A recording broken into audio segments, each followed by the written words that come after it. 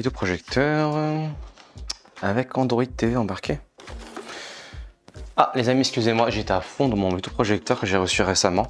Bah écoutez, je vais en profiter pour vous le présenter.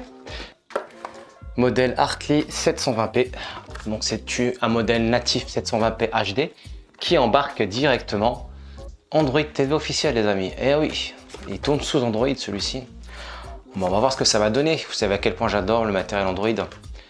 Ne bougez pas et restez jusqu'au bout de la vidéo pour découvrir ce vidéoprojecteur.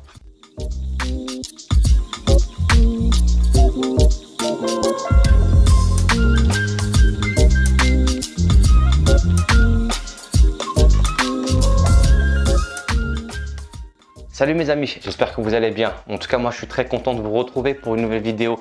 Comme vous avez pu voir les amis en introduction, j'ai reçu le vidéoprojecteur Hartley qui tourne sous Android TV officiel, bien entendu. C'est le Hartley Play, bien entendu, qui est doté entre autres d'une résolution de 720p et de 2 haut-parleurs de chaque côté pour le son.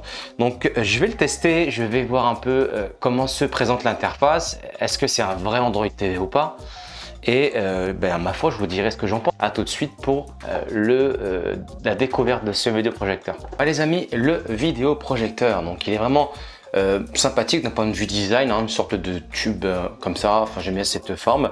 Petite poignée en simili-cuir qui va permettre justement de le transporter, ce qui va le rendre vraiment très compact et très facile à transporter.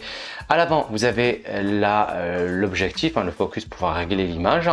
Vous avez ici un capteur infrarouge pour utiliser la télécommande. De chaque côté du projecteur, vous avez une enceinte de 5 watts justement.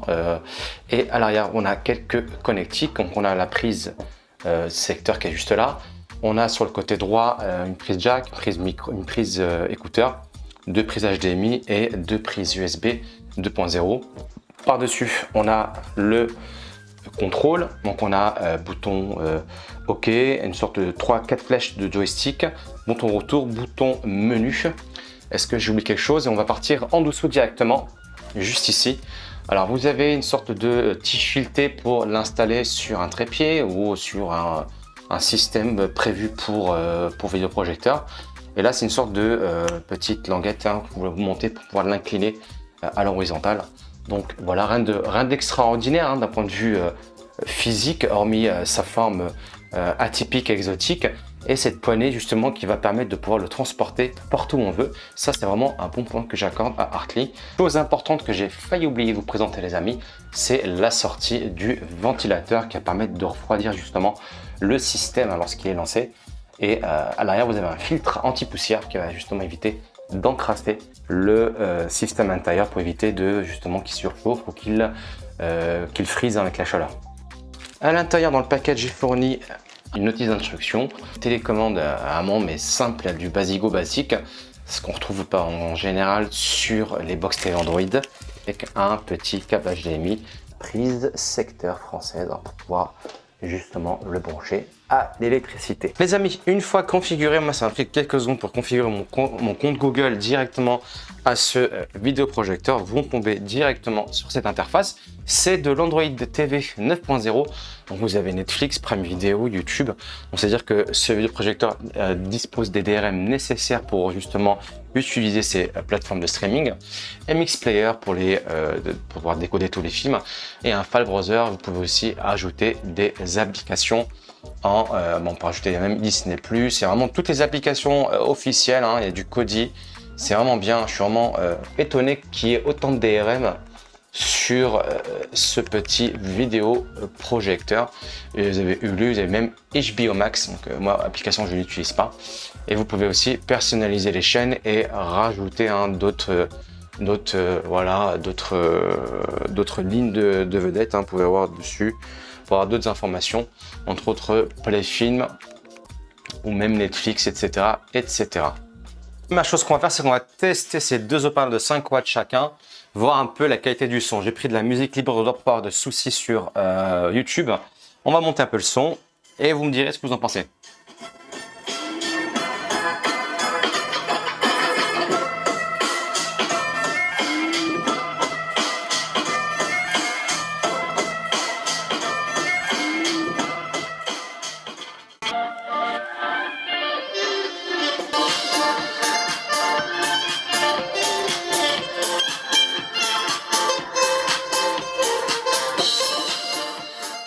fois, j'ai été surpris par ces deux enceintes de 5 watts chacune qui font 10 watts au total.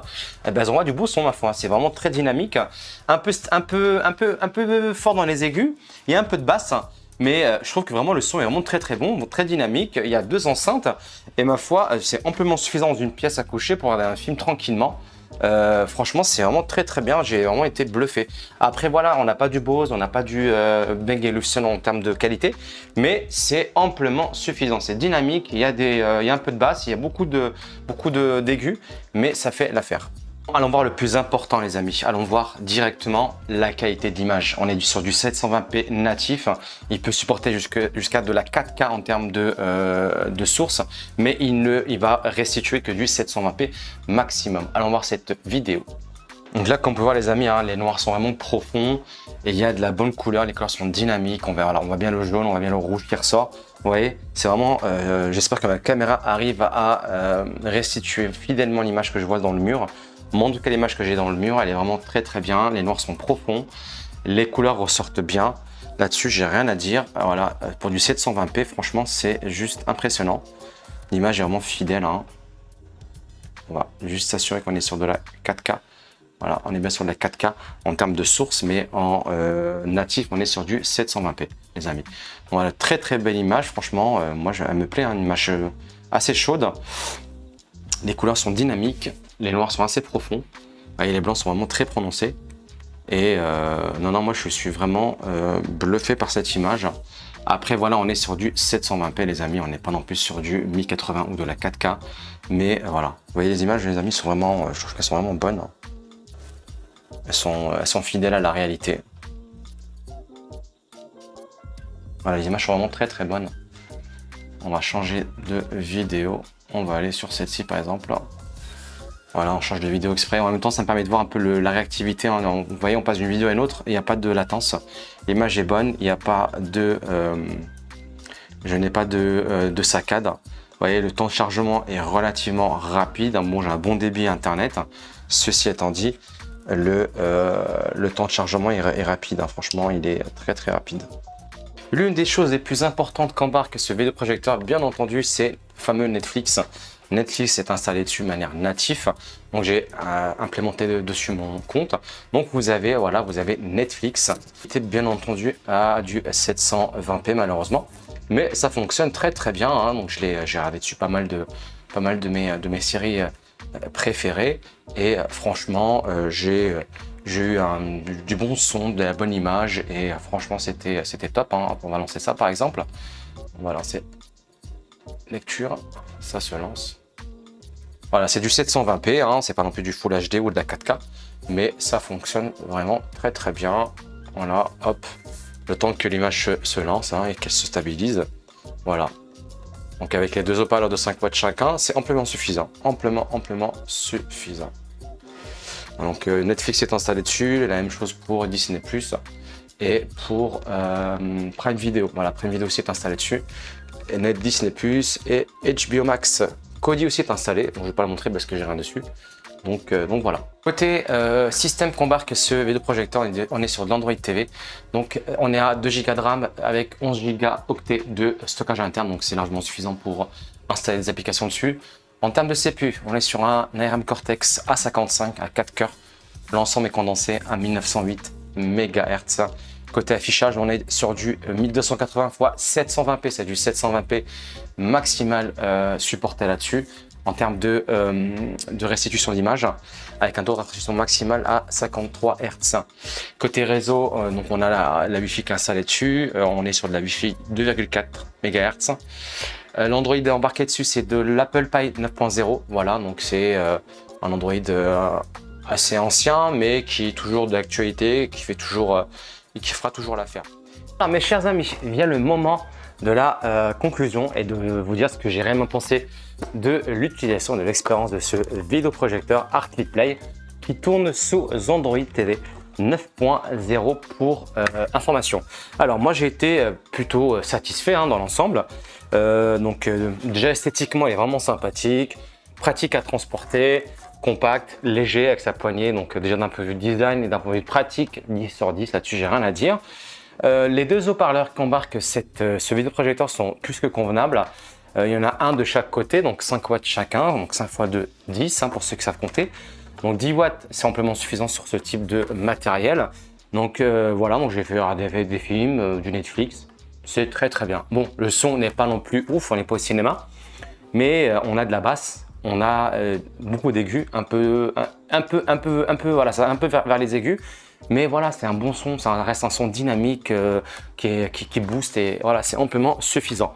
Après, pour ceux qui veulent du vrai son, vous pouvez toujours utiliser la prise jack pour brancher dessus votre barre de son, votre home cinéma. Là-dessus, il n'y a pas de problème. Autre chose, côté image, c'est le plus important, et le son. Le son, je viens de le faire, on va parler de l'image. L'image est bonne, l'image c'est du 720p natif. Bon, on peut mettre dessus de la 4K, du 1080p en source, genre YouTube ou genre Netflix. Ceci étant dit, la restitution sera du 720p. C'est amplement suffisant, c'est de la HD. Bon, moi, je suis quelqu'un de très exigeant en image. J'aime la 4K, j'aime la Full HD. Après, voilà, pour un petit projecteur d'appoint, pour regarder, se faire des petites soirées cinéma en famille avec ses enfants, ou pour même projeter des dessins animés pour les enfants, c'est largement suffisant. Ça fera l'affaire. C'est voilà, c'est une bonne image, elle est dynamique, et, les couleurs sont assez chaudes, les noirs sont profonds. D'ailleurs, vous l'avez vu pendant mon test. L'image est plus que convenable, donc j'espère que ma caméra a réussi à vraiment restituer de manière la plus fidèle possible ce que je voyais moi. En tout cas, moi, ce que je voyais moi, et je suis quelqu'un de très très critique en termes d'image, c'est plus que correct. Voilà. Dommage, hein, vu de toutes les caractéristiques que comporte ce vidéoprojecteur, qu'on ne soit pas sur du 1080p natif. Après, voilà, petit bémol, rien n'est parfait. Les connectiques à l'arrière, donc HDMI, donc j'ai mis dessus un clavier sans fil en Bluetooth, fonctionne nickel chrome. Là-dessus, j'ai pas eu de soucis. Voilà, RAS. Le son, je vous l'ai dit, l'image, je l'ai dit. Ah oui, Android TV 9.0. Donc c'est un vrai Android TV officiel avec des applications officielles, avec des DRM. Donc il y a Disney+ d'embarqué, il y a Netflix, il y a YouTube. Voilà, donc c'est pas le dernier Netflix en termes de mise à jour, mais voilà, c'est du 720p, fonctionne correctement. Idem pour Disney+ et pour Prime Video. Donc un vidéoprojecteur qui a un système d'exploitation, d'autant plus en Android, avec une mise à jour plus ou moins récente, ça fera l'affaire. Après voilà, moi, il y a quand même quelques petits bémols. Premier bémol, voilà, la résolution. Il faudrait aller sur du 1080p pour ce genre de matériel aussi high-tech et aussi, aussi fourni techniquement. Il faudrait quand même du 1080p. C'est vraiment dommage. Deuxièmement, j'ai un gros point d'interrogation sur la longévité d'Android à l'intérieur. Est-ce qu'il va y avoir oui ou non des mises à jour? Moi, je peux faire j'ai réussi à faire des mises à jour pour les applications, et pour ce qui est de la version de l'Android, elle est bloquée à 9.0. Est-ce que ça va passer sur le 10.0 voire même du 11? Là-dessus, j'en ai aucune idée. Est-ce que même le système a la capacité pour l'encaisser? Donc, point d'interrogation. Je poserai quand même la question à Hartley, au commercial, et j'attendrai sa réponse. Le ventilateur. Côté ventilateur, le ventilateur fait un peu de bruit, mais c'est amplement, largement acceptable par rapport à la moyenne des ventilos. Il refroidit bien, ça chauffe pas trop. Donc voilà, l'ampoule a une durée de vie de 50 000 heures, donc vous pouvez y aller pendant des années sans problème, vous pouvez avoir des années de visionnage, il n'y a aucun souci. Bon, en tout cas les amis, moi je vous mettrai le lien directement en description si vous voulez l'acheter, il est disponible sur Amazon, il fait environ 200 €, il y a souvent des promotions, il descend en dessous de 200 €. Donc voilà, le descriptif, je vous mets le lien en descriptif. N'hésitez pas à me poser vos questions en commentaire, à me dire si vous l'avez. Pour ceux qui ont le même, dites-moi ce que vous en pensez, quel est votre retour d'expérience. Je ferai un plaisir de vous répondre. Je vous dis à très bientôt les amis, prenez soin de vous et surtout, passez de bonnes vacances pour ceux qui sont déjà en vacances. À bientôt.